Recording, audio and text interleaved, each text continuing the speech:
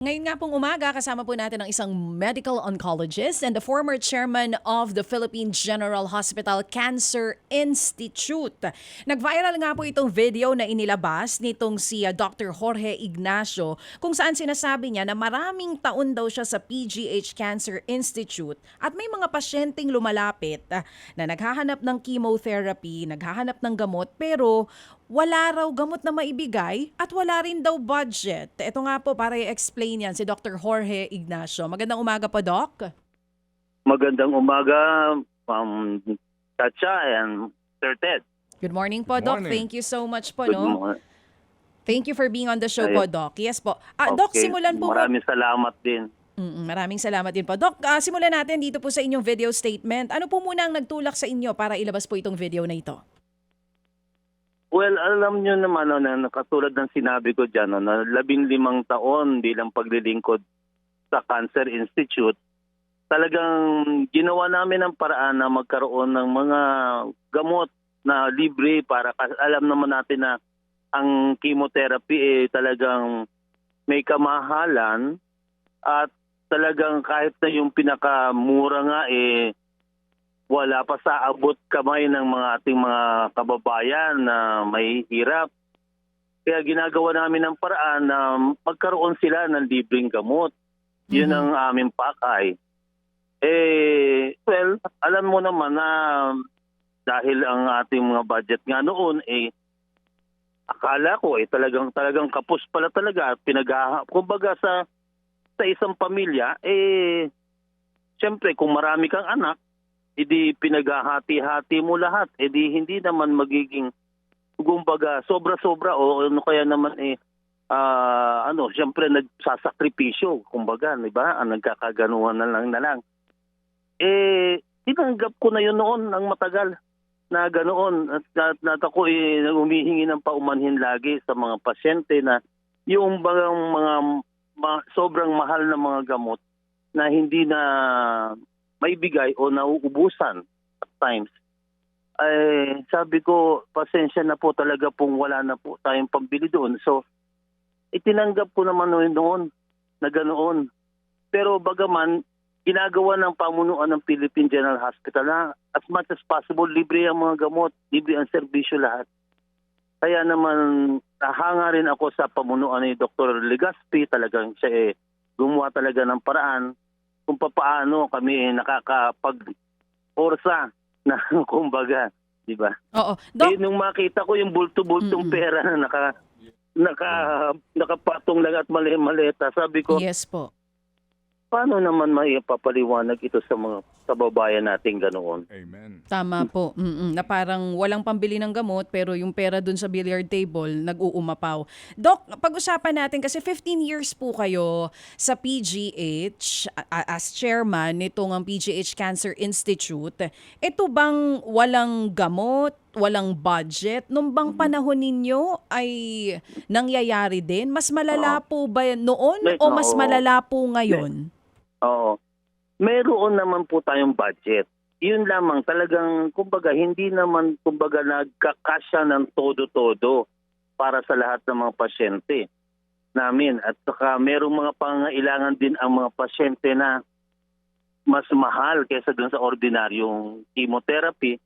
Kaya doon kami nagkakaroon ng tahirapan ba na na sustenahan ang kanilang mga paggagamot. So, ang tanong po, Kaya Doc, yun. opo, Doc, nung bang panahon nyo, mas malala po yung kakulangan dito sa pangangailangan sa gamot nitong mga cancer patients o napansin nyo po bang mas lumala po yan sa ngayon? Ang sa ngayon ay medyo kumbaga nabawasan ang aming supply ng mga gamot.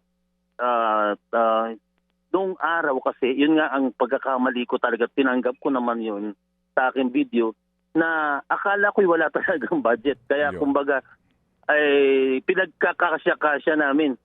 Ginagawa naman talaga ng paraan ng mga social worker namin na gawa ng paraan kung saan makakakuha ng mga pondo para sa mga pasyente. Na, alam nyo, ang chemotherapy ay ang nakasalalay, ang success niyan malaki. kung regular na nasa oras, nasa tamang schedule ang pagkabigay ng mga gamot. Mm-mm. Kung madedelay tayo ng 1 buwan, ganun, 2 buwan, nagkakaroon ng pagkakataon yung mga bukol na maglakihan uli. Kaya kumbaga nasasayang ang ating yung pondo na kumbaga nagbigay nga tayo ng pondo kung hindi naman talagang sapat na sapat. Baka nagsasayang lang tayo ng pera dahil hindi nga nagiging regular ang pagdating ng mga gamot. Yun ang masakit tanggapin sa akin nung araw ng mga panahon na yun. Opo. Kaya nasabi ko nung sa video talagang hindi man nila nararamdaman ang pagkakatok sa pinto namin ng mga pasyente ng paghahanap ng gamot. So, Doc, na ito nga po, napanood din po namin nga itong inyong video, kaya ho kami, alam niyo ho yun, nagkaroon po ng kaisipan na kayo po'y kunan po ng inyong pong pahayag para po mas lumawak, ang mensahe dito po na nanggagaling sa inyo at ngayon po nga sa ating pong programa, Doc. So, dahil kayo po mismo ang nandoon frontline, nasaksihan niyo po ang pagkamatay ng ilang pasyente dahil sa katwiran na walang pera ang gobyerno. Yan po ang katotohanan. Yan ang masakit na tanggapin na katotohanan para sa akin. Nung makita ko lahat yung pera na yan, sabi ko, papaano natanggap ng mga taong ito? Hindi ba sila nakakakita? May mga mata ba sila na hindi nakakakita o mga tenga na hindi nakakarinig sa mga paghihirap ng ating mga kababayan? Tumingin ka lang araw-araw sa iyong paligid. Masasaksihan mo na lahat ng paghihirap ng mga kababayan natin. Kung ipambibili mo lang ng kotse, yung ikabubuhay o kakahaba ng buhay ng mga 50 pasyente o mahigit pa o 100 pa sigurong pasyente sa isang kotse mo na nakatigil lang naman dyan sa garahe dahil hindi mo naman nagagamit din, lahat sila sabay-sabay. Hindi ba napakalaking inhustisya? Walang katapat na anumang rason na mabibigay mo para sa iyong sarili na ibili itong pera ng ating kaban ng bayan na nararapat ay sa gamot na makakasalba ng buhay ng ating mga kapatid na naghihirap. Mahirap kasi yung may cancer ka na nagpapagamot. Imagine niyo ngayon ang may cancer ka at wala ka pang pera, hindi mo alam kung saan ka pupunta. Sana yun ang mamulat sa ating mga kapatid na yan na naligaw ng landas, na gumamit lahat ng ating pera. Yun lang ang gusto ko talagang mensahe na mapaabot sa kanila. Opo. Doc, sa inyo po ding karanasan, yung pong paggamit sa guarantee letter. Ngayon po kasi itong MAIF na ito ay tinaasan pa. Actually po, hindi ko lang alam kung magkano yung inaprubahan in the Senate. Pero dito po sa lower house, itinaas nila ito sa more or less 46 billion pesos. Opo, kung tama pagkakaalala ko, itong MAIF na ito na assistance daw to indigent patients. Ano ho ba ang inyong damdamin, kaisipan din dito po sa MAIF na ito na nanggagaling po ang karamihan sa mga guarantee letters ng mga politiko? Yan, oo nga. Oo. Alam mo, for the longest time, magmula pa siguro, magsimula ako maging doktor dito sa PGH, pangarap ko na ito na kung sincero ang isang gobyerno na tumulong sa mga naghihirap o naghahanap ng tulong, pwede bang isang ahensya lamang ang pinupuntahan? Dahil ang pera lang pala ay pera lang naman din ng taong bayan. Bakit kailangan pumunta sila sa isang senador, sa isang congressman, at para malaman na sa kanila daw nang galing yung kanilang guarantee letter? o pumunta sa PCSO o pumunta din sa DSWD o sa Office of the President o Office of the Vice President para lang bantatakan yung pera rin naman ng taong bayan na ibibigay nila. Bakit gumawa na lang tayo ng isang ahensya na pupuntahan nila? At yung mga tao doon sa ahensyang yun ang maghahanap kung saan pondo nila kukunin. Hindi ba mahirap yung ganun? Parang kung talagang sincero ang isang gobyerno, hindi kailangan na meron tatak ng pangalan nila kung saan ang galing yung tulong, di ba? Dahil pera rin naman ng tao yan. Hindi naman nila pera yan eh. Yun naman ang gusto ko makita. Yung MAIT na yan, yes, magandang initiative talaga yan. Marami rin talagang maaabot. At sana, iyan kumbaga tuloy-tuloy na at magkaroon ng isang mekanismo na katulad ng nabanggit ko na para magamit talaga ng tama at makaabot sa ating mga kababayan. Opo. Hindi tayo makakakita ng mga kababayan na mamamatay nang hindi nalalapatan ng mga gamot. Magamit po ng tama ang pera ng bayan, partikular po itong ang sinasabi daw po na para sa assistance sa mga indigent patients. Doktor, inyo ho bang kasama ba ho kayo sa pagpaplano dito dahil siguro pa baka alam nyo na meron na pong approved for implementation na UPPGH Cancer Center Project. At dito po sa aking hawak na dokumento, hango mismo po ito sa PPP. Opo na dokumento, Yes. ito po'y nagkakahalaga lamang ng 9.49 billion pesos para po sa 300 bed capacity na UPPGH Cancer Center Project kung saan nga po ipauubaya sa private sector ang pagtatayo po ng pasilidad. Ano po ang inyong masasabi dito? Yes, maraming salamat Ted. Naku, napakatagal naming ipinlano yan. Biro mo, pre-pandemic pa yan, kausap namin ang IMF noon para sa pagpupondo nito at paggawa ng mekanismo kung paano tayo magkakaroon ng magandang cancer center. Kasi ang cancer center natin, kung kayo hindi pa nakakaagawi dito sa Cancer Institute, noong 1938 pa ginawa ito, before the war. Ang cancer noon ay rare disease. Kakaunti lang ang nagkaka-cancer noong araw. Ngayon number 2 na siya sa lahat ng pumapatay ng cancer sa buong mundo. Kaya napakarami na talagang may cancer sa atin, lalo dito sa ating bayan. Nangangailangan tayo ng mas malaking pasilidad dito sa PGH. Nung ginawa namin iyan, yung cancer center na yan, nasa isip namin na talagang hindi kaya ng ating gobyerno Yun. na pumondo ng ganitong kalaki. Kalaki, akala namin napakalaki noon eh. Nung nasaksihan ko itong mga nangyayaring ito, abay bakit hindi na lang kami talaga binigyan pala ng ganong yung almost like 10 billion na yun parang napakaliit na fraction pala noon. Ngayon ko lang na-realize na napakaliit na fraction nung mga yun sa nawawala nating bilyon-bilyon, daang bilyon dahil lamang sa korupsyon. Hindi ba napakasakit? Isipin mo, naghahanap kami ng private partner, yung pala kayang-kaya lang naman palang pondohan ng isang gobyerno natin kung hindi lang dahil sa korupsyon.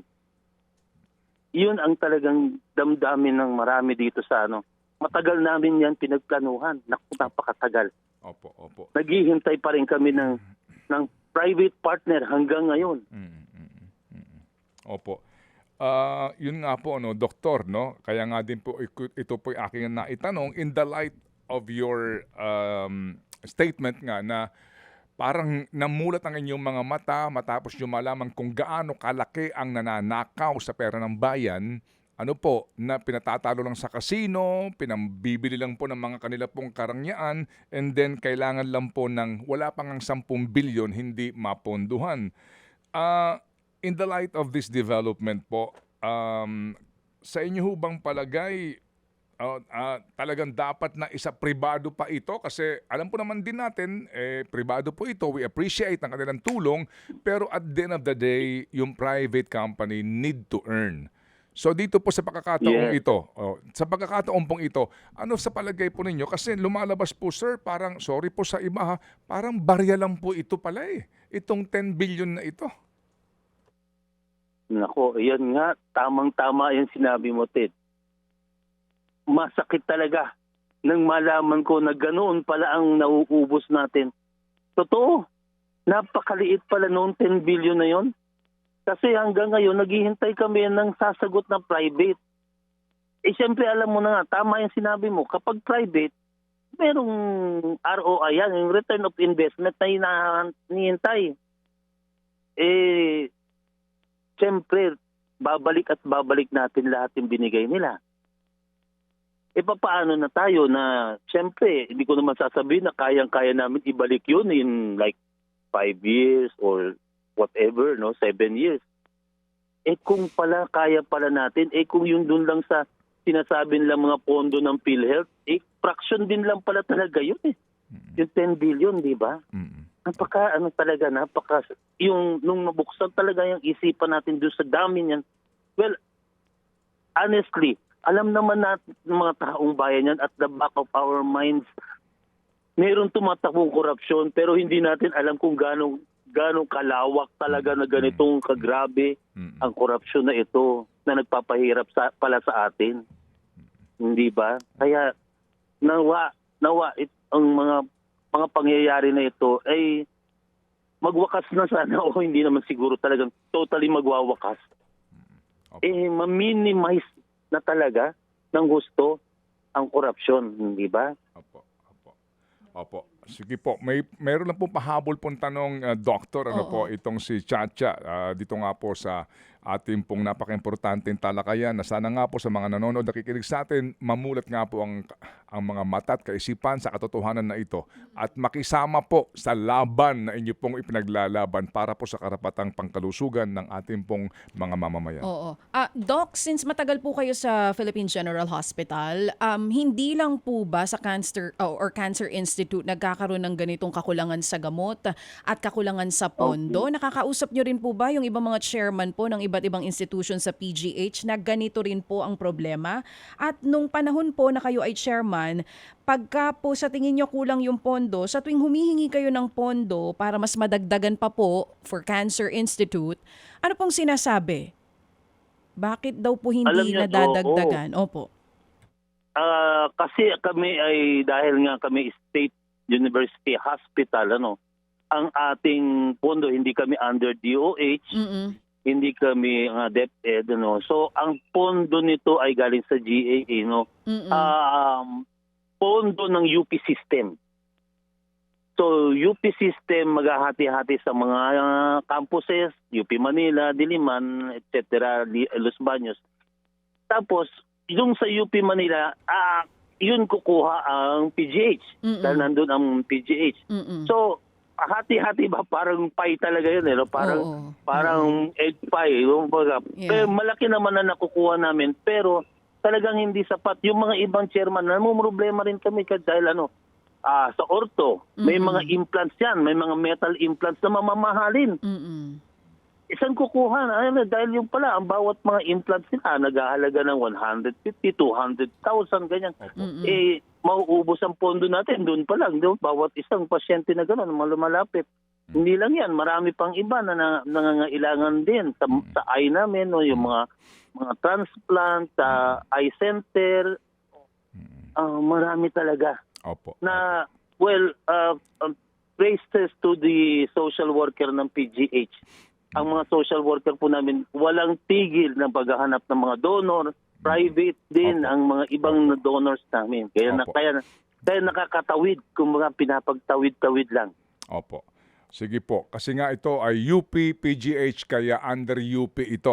Hindi po ito kagawaran ng kalusugan. Opo. At maging sa DepEd. At yung nga po, lalang tayo masyadong oras. Actually, Doktor, meron pa nga pong isang magandang proyekto. Kasi nga, sa limitadong space sa UP, PGH, Manila, meron pong plano na mag-extend sa Diliman, Quezon City. Actually po, ang ganda nito, tertiary hospital para po sa mga taga Bulacan, taga Rizal, taga Norte na hindi nadadayo sa punong-puno na po't mahabang pilang PGH magtatayo sa Diliman. Ang halaga lang po ng proyekto, 12.74 billion na iniaalok ngayon sa private sector.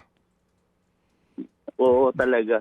Yan na talaga. Namulat kami kasi na Opo. kung gumawa kayo ng paraan, kung gusto nyo nang magkaroon ng success ang project nyo, kayo ang gumawa ng paraan. Huwag kayong umasa na merong bibigay sa inyo. Parang gano'n di ba? Opo, opo. Alam mo naman, Ted, alam ko, Opo. ikaw may karanasan ka na rin sa ganyan. Kaya akala natin lahat tayo ang kailangan gumawa ng pera. Hindi ko natin alam na Opo. napakarami palang pera. Opo. Sige po. So, Doktor, again, imparting, ito lang po yun. Kasi ito nga po yung tampok sa aming kahapon pong edisyon ng ating editorial na kapag po ang programa ay para sa kalusugan, edukasyon, transportasyon, kapakanan ng mga mamamayan, ang lagi pong katwiran na ating narinig, kulang sa pondo ang gobyerno. Kapos sa pondo ang gobyerno. Pero kapag po sa mga proyekto, na alam po naman natin na ang dali ng kickback, laging may pondo at ang bilis ng release ng pondo. In that light, ano po ang inyong masasabi ngayon sa lahat ng ating nakapakinig? Sa atin lahat, tayo ay mamulat na huwag na natin hayaang manatili sa pwesto ang mga hindi dapat po manatili sa pwesto. Kung mga iboboto natin ay sila pa rin na kumukuha sa kaban ng yaman natin, tayo rin po lahat ang naghihirap. Kaya po, manatili po tayo sa pag-iisip kung sino ang ating iboboto bawat eleksyon. At sana, huwag tayong tumigil sa pag-iingay para maibalik ang mga ninakaw sa atin. Magagamit natin ito para sa inyong lahat. Para sa ating lahat. Ito ang ibibigay namin sa inyo. Sa Philippine General Hospital, wala pong masasayang sa pondo. Makakarating po ang lahat para sa ating mga kababayan. Kaya maraming salamat sa inyong programa, Sir Ted, Chacha, Ma'am Chacha. Alam mo, every morning, nung ako'y chairman, naka-tune in ako sa inyo. Kaya ako'y talagang matagal na nakikinig. Gustong-gusto ko laging naririnig kayo dahil very relevant ang mga issues na tinitake up ninyo. Opo. Maraming salamat at congratulations sa inyong program. At salamat din po sa inyo pong pagmumulat sa aming lahat, Doktor, and thank you for your service. Salamat, Doc. Maraming salamat din sa inyo lahat. Mga kapatid, brothers and sisters, saan ka pa? Dito na tayo sa totoo. Dito na tayo sa True FM. Mga kapatid, mag-subscribe and follow po kayo sa social media accounts ng True Network PH. Yan po kami. Hanapin nyo lang True Network PH, Facebook, Instagram, YouTube, TikTok, and podcast. Mapa Apple or Spotify man yan, mahahanap nyo kami. Lahat ng mga napapanood at napapakinggan nyo po sa programa, nasa social media accounts namin yan. So, paano mga kapatid? See you sa social media! Dito tayo sa totoo, tunay at tapat.